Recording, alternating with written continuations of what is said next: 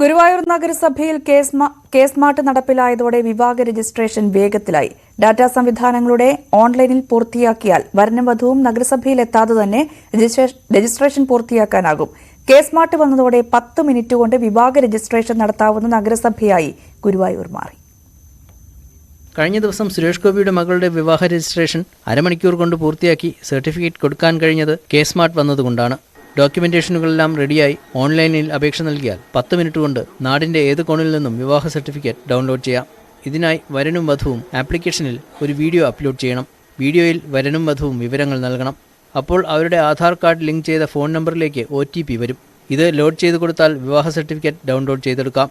നഗരസഭയിൽ കുടുംബവുമായി വരനും വധുവും വന്ന് സമയം ചിലവഴിക്കേണ്ടതില്ല.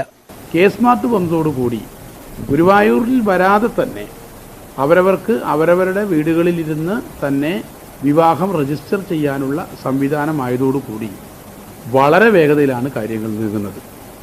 ഇപ്പോൾ കേസ് മാറ്റ് നടപ്പിലായതിനു ശേഷം ഇതുവരെയുള്ള കണക്ക് നോക്കിയാൽ ഏകദേശം 154 വിവാഹങ്ങൾ രജിസ്റ്റർ ചെയ്ത് തത്സമയം സർട്ടിഫിക്കറ്റ് അവർക്ക് ലഭ്യമായിട്ടുണ്ട്.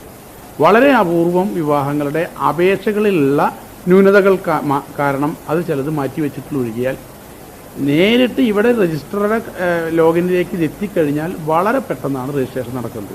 വിവാഹ രജിസ്ട്രേഷൻ പൂർത്തിയാക്കാനായി കല്യാണ മണ്ഡപത്തിന് സമീപം തന്നെ സജ്ജീകരണങ്ങൾ ഒരുക്കിയിട്ടുണ്ട്. കേസ് മാറ്റ് വന്നതിന് ശേഷം 153 വിവാഹങ്ങൾ ഇത്തരത്തിൽ രജിസ്ട്രേഷൻ പൂർത്തിയാക്കി. ന്യൂസ് 18 ഗുരുവായൂർ. ഇടവേള.